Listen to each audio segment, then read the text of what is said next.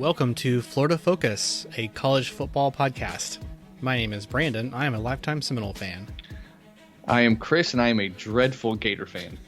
We are putting aside our differences as rivals to bring in the fantastic world of college football throughout the Sunshine State. And a little bit lighter in a catch-up kind of week for us, Chris. The Gators are on their bye week, and Florida State cruises to a 59-3 victory at home over UMASS.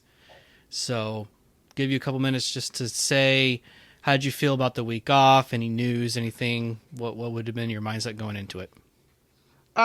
It was good that, I guess the players need a break, but like I mentioned last week, when you lose going into a bye week, that's the worst. Save an extra week to stew in it and whatever. But it was nice because you knew you weren't going to lose last week, so that was cool. As far as the Gator fans are getting kind of, I don't know what the right word is, anxious. Kind of all the stuff that Mullen does, that it's his quirkiness, when he plays coy, when he gets defensive, that's all fine and good when we're winning. But when we've had a couple of bad losses like we have, it's really starting to get to a lot of Gator fans. So there's, I guess, some tension among the fans and Mullen. And the main thing, and I'll get into it more when it comes to Georgia, but the main issue with Gator fans, and majority of Gator fans will say, it's time to start Anthony Richardson. I'm on board. I was holding out on that. I think I'm on board the AR train or bandwagon, whatever. And Mullen is still saying in the press conferences, we still have two quarterbacks. We're going to play both quarterbacks, two-quarterback system. Both guys will get in. And it's okay in the first two games when you're winning, but now I think a lot of fans are kind of frustrated a little bit and annoyed. So that's where we're at. And knowing that Georgia's looming around the corner, it's a lot of tense times in Gatorland right now. Okay.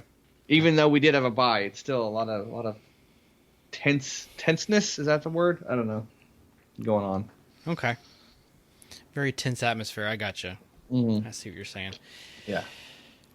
So that's you're right. It's not the best feeling, and it certainly is overshadowed by what's coming up.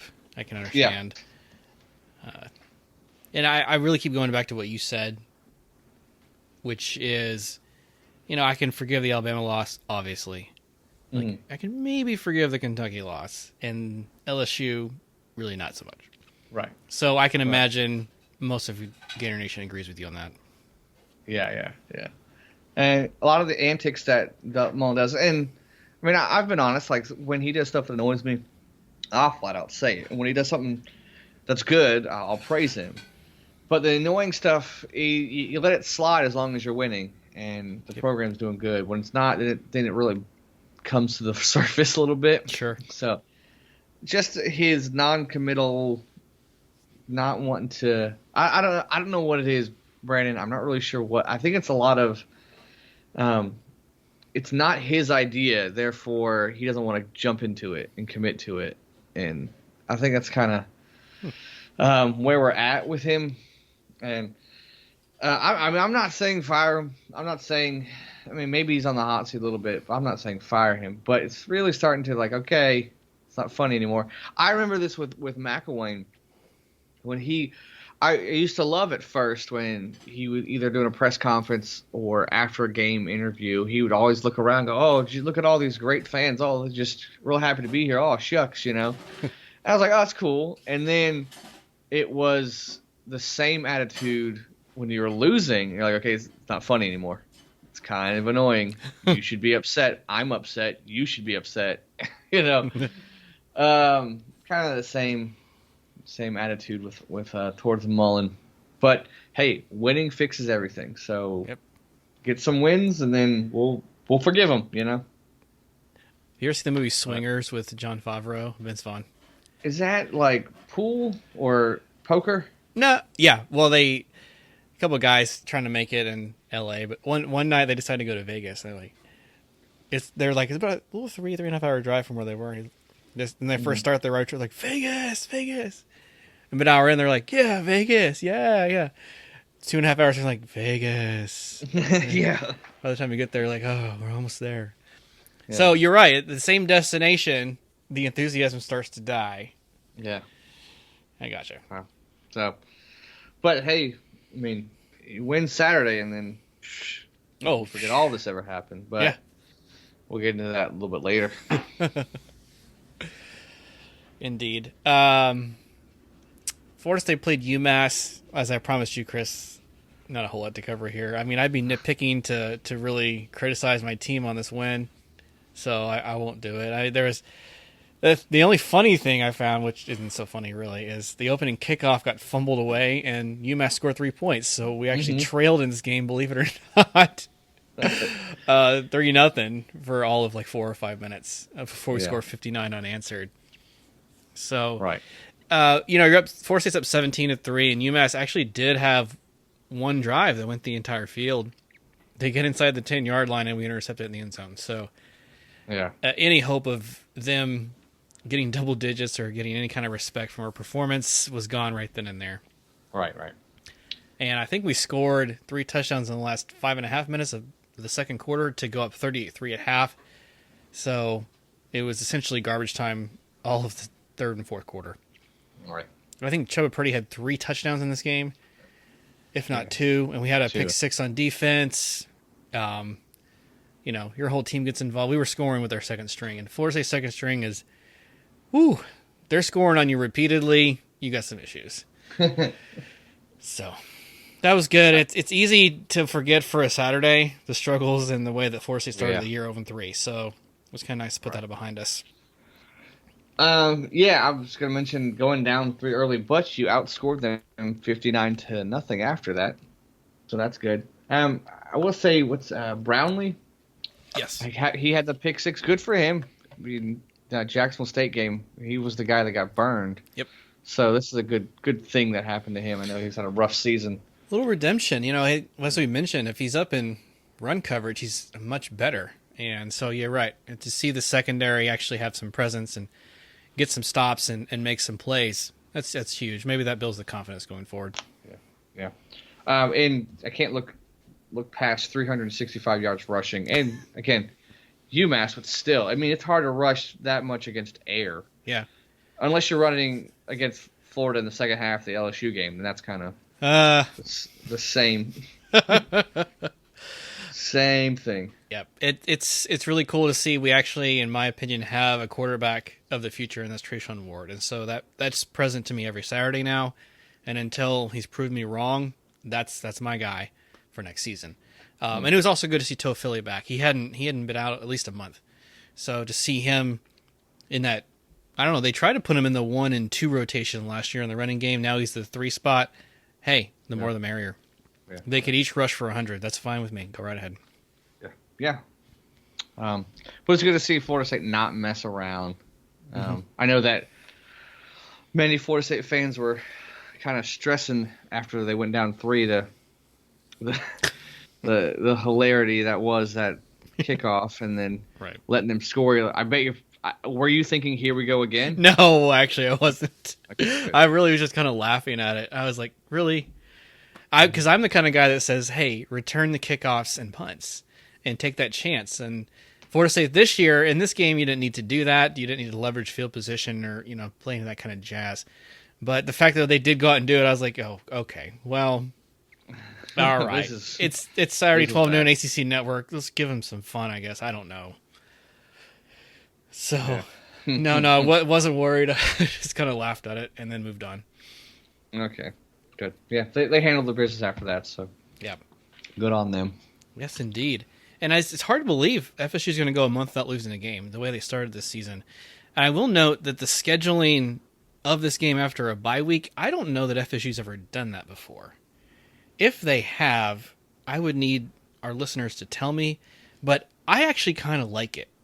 Because in the past, our G5 or Div 2 game is either week 2, sometimes week 1, or the week before Florida. But they rarely put it the week before the Gators anymore. Right in the middle, yeah. So in the middle after a bye week, it's almost like you get, and no disrespect to UMass, I'd make a lot of jokes at their expense, but you kind of get 2 weeks off to prepare in the middle of the season and get healthy. Right. That's a good point. Yeah. It's interesting. But so you like it? Well, we'll see this Saturday if it's worth it, but at least on paper right now. I would say we're the healthiest since the season started. Okay. So it fell at a right spot, at least this year. I'm always afraid of a team that's running hot, and then you get a bye week or something, and I'm like, no, I'd just rather keep playing. So right now I like it, but I agree with you. Let's see the last month or 6 weeks how that plays out. Right. Okay. And then, so that's Florida State, and then Miami gets a win against a quality ranked team, surprisingly. How about that? Winning 31-30 against North Carolina State. Yeah, one of the better teams, probably a top 3 team in the ACC. Yeah. And I have a couple of thoughts here. I really think that Van Dyke's kind of come into his own and figure some things out at quarterback. That seems to be the thing. At first, at least the first 2 quarters he played, I think it was Virginia, I was like, woo, they're going to be in trouble. This learning curve is going to be too hot. And the last couple of games, I've been kind of proven wrong a little bit here and there. So good on them for that. Miami's had their issues. We all know that. Yeah. We really kind of joked, at least I love to. I just love to make up excuses. I see how bad my program is, and I'm like, I should project that into other schools. So I was like, surely Miami's having the same problems. And it turns out not really. So, good for them to get one. Yeah. A name that has stuck out to me from Miami is Charleston Rambo, the receiver. Yep. Having a phenomenal year coming on for them as a playmaker and scoring that touchdown late. And I really didn't see this coming. The way that Miami was playing, up and down. And they would play decent against smaller teams or lesser teams, but last couple of years, any quality team came in and they would lose to them. Mm-hmm. So, is it kind of like a thing where it was Franks went down a couple of years ago and Trask came in and led the Gators, and it actually turned out to be a good thing where King goes down and Van Dyke comes in, and who knows, and maybe he's the quarterback of the future. So, yeah, I mean, if you're not going to have D.R. King, and I mean, this is probably his last year anyway, you had to figure something out, and they were just, I don't know, maybe forced to go into that early. I mean, if you told me that Miami's defense is going to give up 30 points, I would have immediately said, no, there's no way they win this game. But they've had a couple of poor performances this year and still pulled it off, or only lost by, single digits. So maybe their defense just isn't doing as well as I thought. And it seems to be a mirage where I see them have some pressure, have some blitzes in the game, and they still give up points and yardage. And yeah, I was shocked too. I certainly didn't see this coming. It just, the ACC just constantly gets more and more confusing. So let's just throw another one in here. This isn't a matchup you see every year because it's across the divisions. Okay. And that could play a lot into why this happened. True. But here we are. Miami wins against NC State. Good for them. And then let's see, Memphis UCF. UCF wins 24-7, and again, not scoring as much, but their defense really showed up for this game. They did. This was a Friday night game at home, so you figured UCF probably had it. I'll be honest, I thought Memphis would win it, but I also didn't do enough research to know that Memphis would be starting their backup quarterback, who couldn't throw more than 8 yards down the field. So the Memphis Tiger offense was just a shell of what it has been before. This year, they've had a lot of trouble, and I think at one point they lost 3 in a row. They broke that losing streak against the Navy, who hasn't been great, but did beat UCF. Right. And then they come into Orlando, and then they get housed. They just could not do anything. Constantly, UCF was just making all the right moves. They've started to figure some things out with the QB position and getting players involved. It is official, as I saw. Quadri Jones, who is the 3rd-string quarterback for UCF, has moved to wide receiver because of the lack of depth. So it's kind of an all-hands-on-deck situation right now for the Knights, and it's working for the moment. 80 yards passing. That is not what you used to seeing at UCF. And if you are seeing those low numbers passing, then your rushing yards are 300 plus, and that's not what they're doing consistently. So that's a very good observation. Very good point, sir. Yeah. Well, another stat. I love my stats. Bowser's back. Yeah. 26 carries, 111 yards. They fed him. he ate that night, man. I like that. And you see this series play out, and who knows if that. You were asking me if UCF and South Florida continue after the nice move to the Big 12. This will be another game. You say, hey, does UCF schedule Memphis because they've had some crazy ones? Well, this game had plenty of crazy plays. You had like a late substitution that cost the Knights a chance to go for a fourth down, and then you're like, did it cost 3 or 7 points? You had this really funky interception, not as crazy as LSU Florida in 2020, but it bounced off like 3 different players and it flipped in the air, and the Knights picked it off in the end zone. So, you got some fun stuff, and it was certainly entertaining. Yeah. I will say, majority of the UCF games, something crazy happens. Yeah. They have a knack for just the wacky. Yes, indeed. But the only thing different was it wasn't that close this year. Yeah, UCF true. handled business from start to finish, pretty much. True. So, yeah, good for them. South Florida, Chris. Wow. Getting a convincing win. Not just hey, I'm going to eke this out. They beat Temple very handily. So, first conference win. I don't think they won any last season. So, the first one in, I don't know, year and a half plus. Right. Good for them.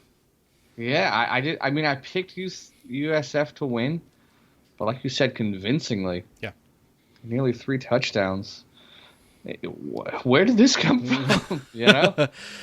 The pressure was building, I guess. Now, they did play Temple close last year, but yeah. Winning by 20, forget it. No one would have seen that coming. Maybe Temple's not that good. Clearly. Good for the Bulls. Yep. And FAU Charlotte was Thursday or Friday, I want to say, right? That was earlier in the week. But one of them. Anyway, FAU does beat Charlotte. So again, convincingly. Yep. So you're starting to see. I mean, the first half it was pretty close, and then what did they outscore 31 points in the second half? Taggart's an offensive guy, but the defense this year has really stepped up in a few games. Yeah. For the Owls. Yeah, and as we were talking before we recorded tonight, Charlotte's defense hasn't been that great. And they played FIU to a pretty close game, but got their first win over the Panthers, I think, in 5 tries. Excuse me. And FAU's offense has been the strength for a while, not the whole season. So I was like, I feel comfortable taking the Owls, and sure enough, this was the weekend of big or convincing wins, and here we are. Yeah. Yep. And then Western Kentucky FIU. I'm gonna let you roll with this one, Chris. You have a lot to tell me about this game. Yeah. It's because I was actually at this game, and I was talking to you before. I was debating. I had a chance to go to the Miami-NC State game or this game. And on paper, you're like, well, yeah, go to the Miami-NC State game. Turned out to be a better game, honestly. Bigger names, better stadium. But I had never been to FIU Stadium. I had been to every other bigger stadium in the state of Florida, but not FIU's. Now, with an asterisk, I had been to the Citrus Bowl, but not the current bounce house of UCF. Okay. So I will fix that. Don't worry. But I hadn't been to there, and so I had an opportunity to go, and it was pretty cool. Obviously it's a smaller stadium. I'll talk about the experience and we'll talk about the game. So it was a smaller stadium, and kind of like a high school football feel, almost like I know that there's football stadiums in Texas that are high school that are bigger than their stadium, But it was nice, a little more intimate feel to it. And the atmosphere was so different than a Florida game. And that's kind of what I'm going to base a lot on, because I've been to many Florida games. In that it was more of like when I go to the Florida Panthers hockey game, Okay. In that it was like every timeout, every downtime, there was something going on. Whether draw your attention to the video board for this game, or like how like a basketball game would, you Mm. know, like you go to a college basketball game. There's always some like this. Anytime there's a break in the action, I mean, there's some kind of they're bringing out some kids to play a quick little relay game in the end zone, right next to the players. Wow. They had a DJ in the stadium, in the What? corner, a legit DJ. They would show him up on the now on the big screen in between. He's like, "All right, fans, let's get going." And it was their homecoming game, so it was a little bit more packed than normal. But I will say I had a lot of fun. It was a different atmosphere, different feel than your typical college like SEC, ACC football game. Okay. And I was like, good. And for the most part, the fans were really into it. They really were just. It was homecoming. They had like a little at halftime. They had the little kids dressed up as Halloween. They had like a Halloween parade. The parade of the kids down on the field, dressed up in their costumes. So it's a more family atmosphere, I would say, than your typical college football game. So I really enjoyed it. Like I was in line to get tickets, and some guy came up and just gave us 2 free tickets. Wow. On like we were like I want to say 6 rows up, 50-yard line. My goodness. Behind Western Kentucky, the visitor side. But I'm like that just doesn't happen, normally. But really enjoyed it. Really enjoyed the game. Good weather, good atmosphere. Now on the field, a little different. Western Kentucky beat FIU 34-19. And the first I would say quarter and majority of the second quarter, it was a really good game, and FIU was really into it. But in Western Kentucky scored a field goal with 1:22. I think FIU goes 3 and out, and with like 44 seconds left, Western Kentucky 3 plays, marches down the field and scores. With like 15 seconds left in the half. That just killed all the momentum. Because they were only down 10-12, and right after that they marched right down the field, scored a touchdown, scored I think the first or second possession in the third quarter, and it was over. It was just a blowout after that. But it was, I mean, Bortenschlager, I hope I'm pronouncing that, the quarterback for FIU, he was just scrambling for his life most of the game. And FIU had trouble with Western Kentucky's up-tempo offense. If they got any chunk of yardage on first down, it was over. Because they couldn't keep up with Western Kentucky's the tempo that they ran. Gotcha. And the times they'd stop them on first down really mess up the rhythm. But when they didn't stop them on first down, it was tough for them. But they lost their like 6th game in a row now. 0-3 in the conference. So it's a rough one. It has been a rough start. And thank you for sharing all that, man. That's great. You're right. To compare and contrast, it's been crazy. I've been in that world, just so you know, for about almost 10 years now, because Florida State fan through and through, and now I'm in Orlando and going to UCF games, and no DJ, but I've noticed exactly what you said is every time between timeouts, there's let's do a bobblehead race, or let's have a fan catch a punt off of the punt machine. Yeah. Or let's was this the Apollos or was it the Knights? I can't remember. Let's try and set the world record for a dog catching a frisbee toss. Yeah. It was very much like I was at a basketball game. I thought it was cool. I mean, it's different. It's animated. Totally it's different. Colorful. Sure. Yeah. It was about maybe half full. There was one of the end zones was just nobody. Absolutely nobody. But it was crazy. Like I went to go to the bathroom right after, like during halftime. And as I'm walking, they're like, oh, there's like one bathroom way over there. So I'm walking, and as I'm walking, all the band and cheerleaders are running off the field and almost ran me over. It's like I could have easily just ran on that field. Like there was one security person not facing me, and a gate with a huge gap in it. And I was like, I could be on the field and no one's gonna stop me. It felt in that regards, it felt like a high school football game. It's like the access I have is eerie.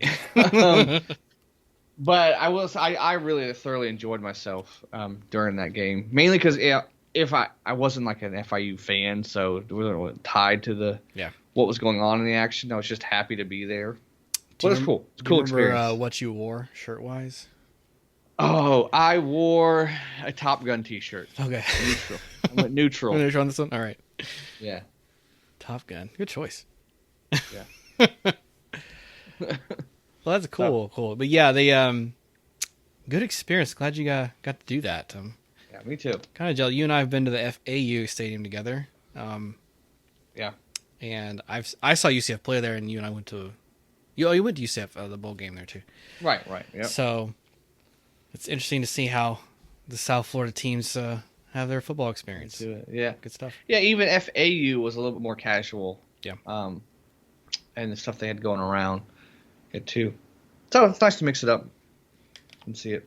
Yeah, cool. So FIU not fortunate to win the game, and probably going to be a worse year than we thought. I mean, I had them at 3-4, maybe 5 wins, and I really don't see a way that happens now. Yeah. It's been too rough of a start, and maybe the conference is a little bit better, but FIU's been kind of down trajectory for about 2.5 seasons. Right. So. Yeah. It's a rough one, man. Indeed. It's a rough one. All right. Well, that wraps up a interesting week. Man, what week are we even on now? Is this 9? Going into 9. Going into week 9. Okay. Well, let's go ahead and dive in and get this out of the way, Chris. Florida plays the number 1 team in the nation, the Georgia Bulldogs. What do you got for me? This is, I mean, most Florida fans, level-headed Florida fans are not looking forward to this game at all. I mean, you had a devastating loss, a bye week. I mean, this would be great to have a UMass or Vanderbilt. Instead, we have the complete opposite in Georgia, a Georgia team that is rolling, a Georgia team that, this might be their year. They're the only team so far that has been completely dominant. Yeah. Now, when they play in the SEC championship game, it might be a little different. Once they get to the playoffs, you know how they tend to choke a little bit. But right now, they're looking pretty legit. And it starts on defense. Every time I look at this stat, it blows my mind. They average 6.6 a game on defense. They give up 6.6, less than a touchdown a game. The most points that anyone has scored on them in a game is 13 points. I think that's happened like twice. I get it, like one of them was South Carolina, or maybe Vanderbilt. But Clemson, they're reeling a little bit, but they're still Clemson, and you're holding them to 3 points or something like that. That is scary. That is really scary. That defense is, their offense is well balanced.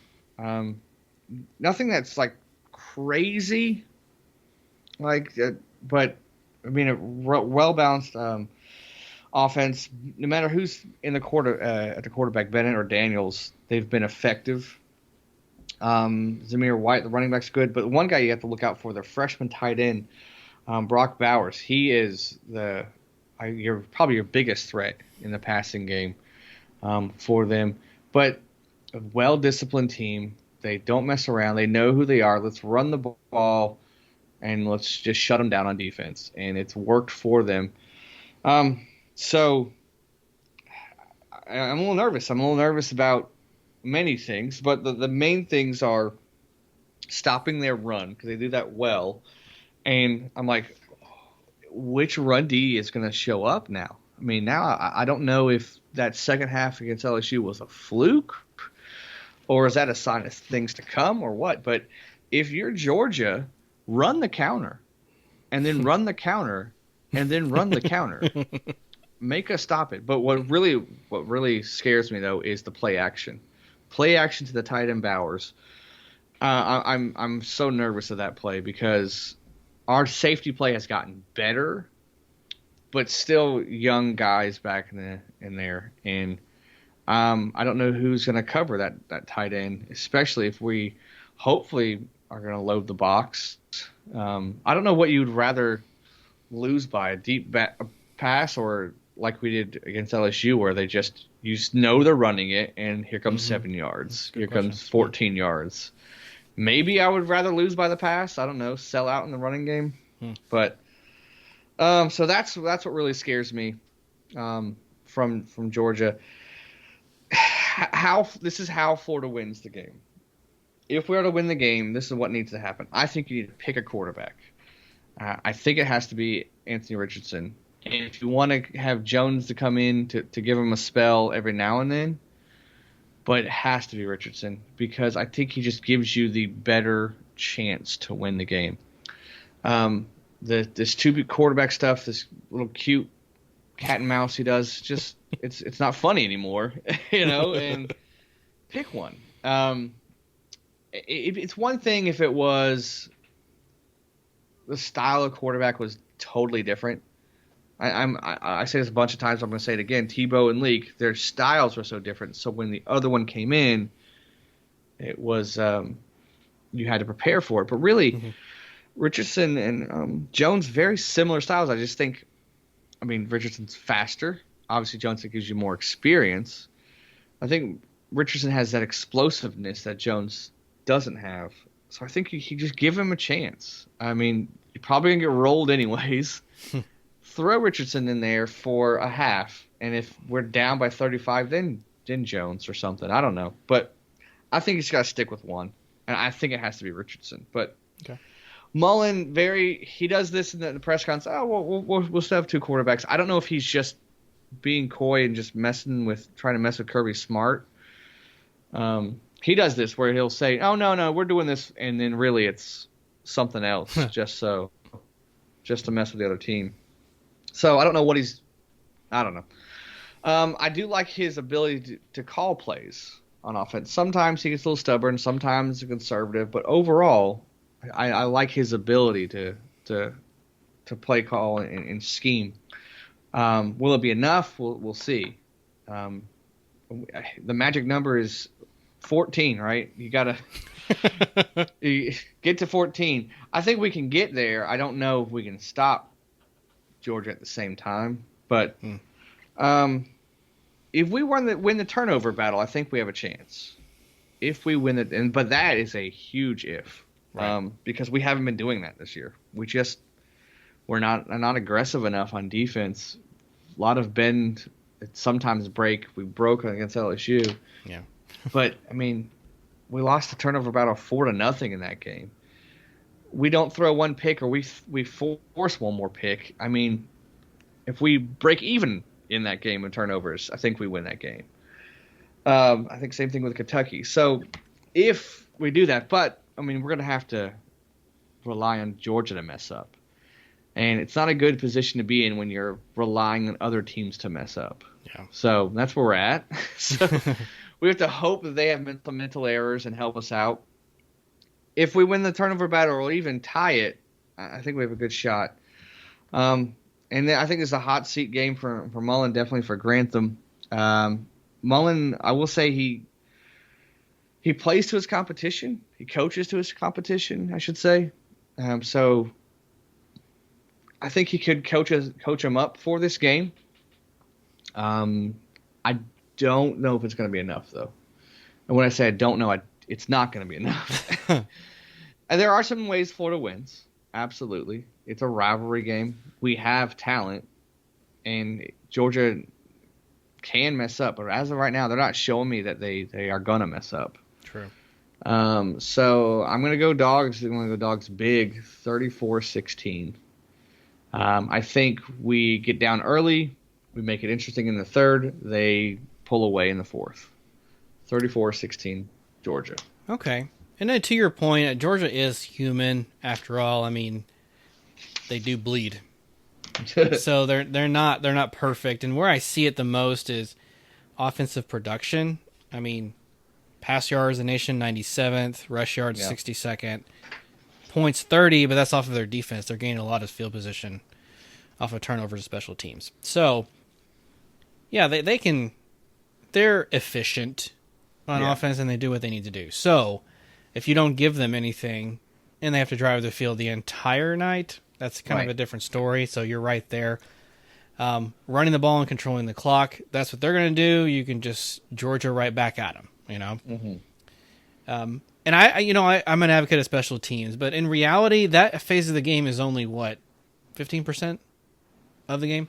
If you're counting all kickoffs, punt returns, and all of that. But if it's a close game, that 15% can be the difference between failing and passing. Right. So if it's really, really deadlocked, bust out some of those trick plays Mullins liked so much. Yeah, I think you're gonna have to be aggressive. I'd say try the trick plays and all the going for fourth down, and if you don't get it, you don't get it. But at least you tried. You can't be conservative in this game. Yeah. Because their offense doesn't scare me too much, but they haven't needed to scare people with it. They haven't needed to shootouts and this wild games because they know who they are. So we're going to play disciplined football, and our defense is leading us. So don't think anything crazy because we have that great D. But like you said, great point. Don't turn the ball over at our 15. Don't fumble it or throw a pick and where they return it for a touchdown. So make them earn it. Yeah. I don't think we're gonna though. So, but we'll see. What do you got? What's your score? I struggle with this one because something about this game tells me that the Florida defense does at least have a presence here.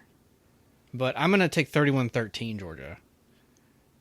16 wouldn't be so crazy. There's going to be a game where that defense is going to give up something. It's going to happen. But yeah, their offense can't seem to get too much done. And 31, that to me is quite a bit. So I'm kind of being generous and giving them the benefit of the doubt that maybe Florida makes a mistake somewhere and helps them. Yeah. But I'll take 31-13 still. Okay. Yeah, I think that's about real close to mine. So. Yeah, my goal is this is my goal as a fan. I want Florida to score points. Okay, get that out of the way. I want Florida to reach 13. Then I want Florida to get past 13, and then we'll see what happens after that. That's my expectations for this game. Yeah, I mean, if they're gonna win, you have to keep it low scoring. That's the whole thing, and it can be done. So we'll see. Yeah. Yep. Speaking of low-scoring teams, Clemson hosts Florida State. And if you're not supporting us on Patreon, I would give it a consider. You know, we've been doing this for a long time, and as we saw from our repertoire without even talking or to each other live last week, we've got it going on, man.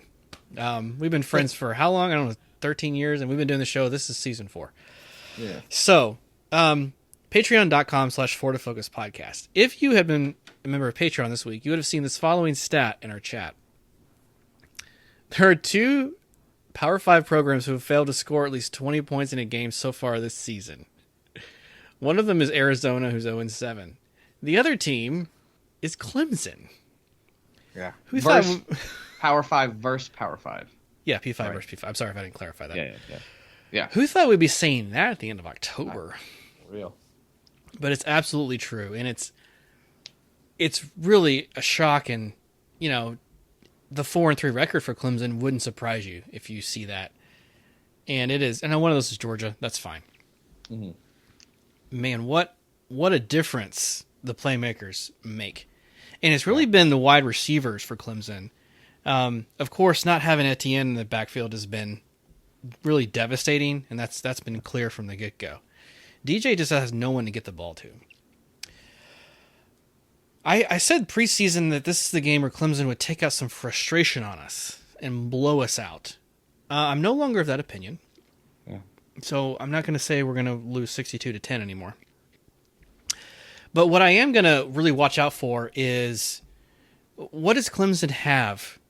What are they coming out of a loss against Pittsburgh, who is one of the other better teams in the ACC right now? What have they learned about themselves?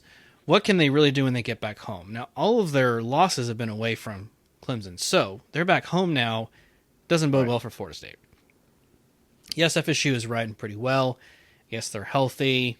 We got everything kind of clicking. We got our confidence going, but I still have a lot of concerns here.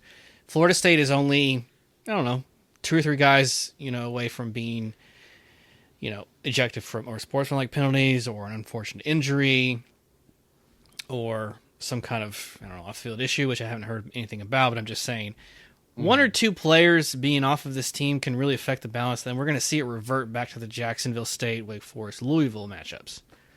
It's a pretty delicate balance here. So, FSU goes on the road and just mirroring the Florida-Georgia game, keeping this game low scoring is really to their benefit and really doesn't seem to be a very hard challenge at this point, given that Clemson struggles a lot. What FSU wants to do here is get the defensive line really, really after DJ, because he hasn't had a lot of success getting it to wide receivers or running backs this year, and they've had to rely on some fortune to keep themselves in games. Their defense is smothering, so you're going to have to expect that you're going to be struggling the entire night to run the ball, which is exactly what our strength is, right? Mm-hmm. And yeah, sure, McClain can get involved, Young can catch it, maybe Cam McDonald catches a pass or two, but your passing game is not your strength and really hasn't been your identity. So why would you really want to change that? Clemson's just not going to fall for the stuff we've been running against a lot of other teams. So before I give my score prediction and all that, what are your thoughts on what I've kind of shared so far? Yeah, I mean, the one thing I'm very interested to see, Florida State's run game and Clemson's run defense. I think it's one of their strengths for sure. That defense is their strength. Their offense certainly isn't. So I want to see that matchup. I want to see, can Florida State continually run against Clemson? I think they need to pound it.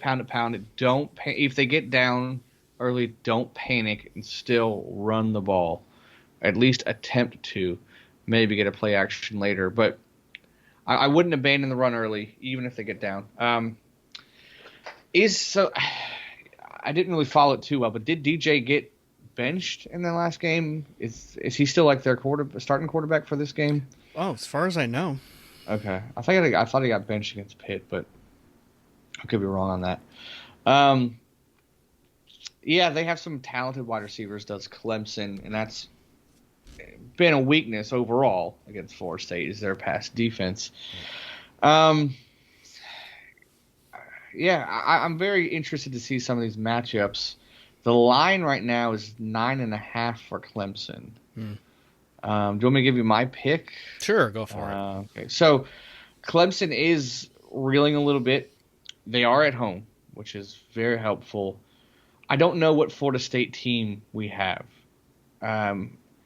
They are definitely on a roll. They are absolutely on a roll. I don't know what's more indicative of the team. The first 4, these last 3 games. Yeah. They are, I mean, I think they've definitely found their identity.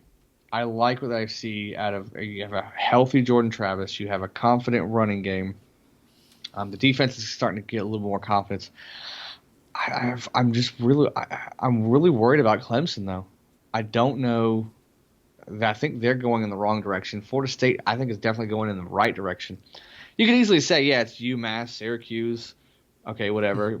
UNC, they're not the team that we thought they were. But Florida State looks like a better team. They just look like a competent team and a confident team. And you know what? I say Florida State goes and wins on the road 21-27.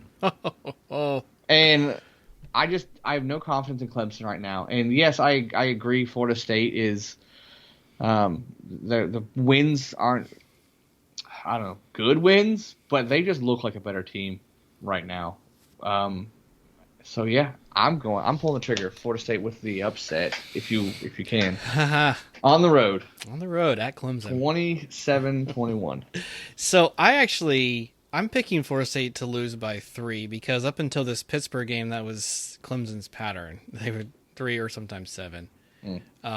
But give me Clemson 27-24. I think that FSU does have some chances here because of Clemson's struggles. Mm-hmm. And I really kind of have to throw out the factor of, oh, there's a revenge thing, and last year they came to Tallahassee and didn't play, or, they've been blowing us out for years at this point, because they've always had it out for Georgia Tech for some weird reason. And this year when they played Georgia Tech, they won 14-8. Right. And Georgia Tech had a last-minute safety and then, onside kick attempt, and so, it wasn't even in question. Or it was in question, excuse me. The game wasn't even over with 8 seconds to go or something crazy. Mm-hmm. So if there was any team they wanted to really prove a point against for whatever, I mean, this Georgia Tech team was the team, I think last year or 2 years ago, that Dabo had the punter taking snaps in the fourth quarter and throwing passes. He just has some kind of vendetta against them, and I think some similar feelings toward Florida State. I just don't trust our defense to stop them. I don't trust Clemson's defense to give up enough to us. All of these schemes and veers and jailbreak screens and wide receiver passbacks, and we've been playing with a essentially wide receiver quarterback for over a year now. And with a mature team like Clemson, I know they have their struggles. I just don't see it working. So 24 is actually kind of generous for me in my mind, just seeing how this game plays out. I really don't even know that we'll get that high on the board, but given the momentum we have, I'll go ahead and push it forward a few more points. But I hope I'm wrong. But I 10 is kind of a big spread, so I'm not going to say Clemson covers that, but I do think Clemson gets it done at home. What's really done it for me, push it over the edge, is every game you watch Clemson, they're like, oh, this is the game where they finally just blow someone out, or the Clemson that we're used to. And then they go and barely beat BC. Right. And then go on the road. I thought for sure they're going to go and obliterate Syracuse. They win by 3. And I'm like, okay, they're going to Pitt. Pitt's a tough team, but it's still Clemson, and they lose by 10. Mm-hmm. So it's a different Clemson team. I'm not sold on them at all. I get it that Florida State's had that awful start to the year. Their wins aren't as impressive as you'd like. They just look better. I think Florida State looks more competent than Clemson does. So I'm going Florida State on this one. You're not crazy. So I want to pull the trigger, but I can't quite do it. I'll do it for you. Okay. Well, thanks. Yeah. Okay. So let's see. Let's Miami and Pitt. Yeah. This game got a little bit more interesting. Sure did. Both coming off of a big win. Yeah. On the road, though, I'm very interested to see Van Dyke. Can he continue after his last week? But Pickett and then Pittsburgh looks like they've got things rolling right now. So I think, let's see what the line is. 9 by Pitt. I think Miami keeps it closer than that. So see Pitt by 7. I like that. The Panthers have had very consistent offense the entire year. Great quarterback play. And I don't know if I should dare say this, but Pittsburgh's coach, Pat Narduzzi, has been one of the best ACC coaches in the last 5 years.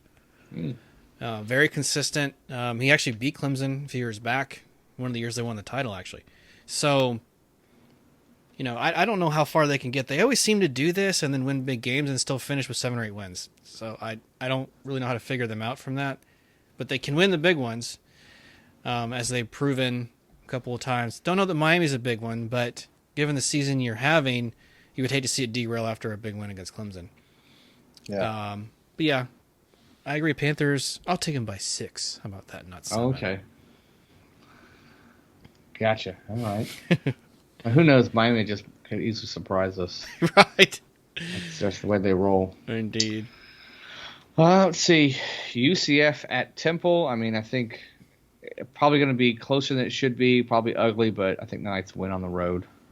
Yeah, UCF has struggled away from their friendly confines at the Bounce House, but Temple's just having too many troubles this year. I mean, we said that when UCF traveled to Navy, so you just don't know. But the struggles are too great right now for Temple to overcome. So give me the Knights. Knights by 10. All right. Let's see. Let's talk South Florida ECU. South Florida coming off a conference win, playing the Pirates. Yeah, East Carolina's been competitive in every game so far. This game will actually be one of the best and more competitive matchups in the American probably this year. Doesn't mean they're great. It just means it's going to be competitive. Yeah. But I'm going to take East Carolina here. I think that they've got enough offense, and South Florida played well last week, but I don't see that maintaining or continuing this year, so I'll take the Pirates. Yeah. Yeah, same. I got the Pirates. I'm good for USF, but it's enough to do 2 in a row. So yeah, true. Go the Pirates. And then UTEP FAU. UTEP 6-1, 3-0 in the conference. I don't know who they've beaten. I gotta take a look at their schedule. No one good. No one good. Okay. In fact, I'm just gonna say right now, FAU wins. I think pretty easily. Now, if it was UT San Antonio, who's ranked for the first time in program history, for real, I might have taken the Roadrunners, but this is the UTEP Miners we're discussing. So I'm gonna go Florida Atlantic. Gotcha. I'll probably do the same. All right. And then FIU on the road to Marshall. I just don't see FIU winning many more, if any, games this year. So yeah, Marshall.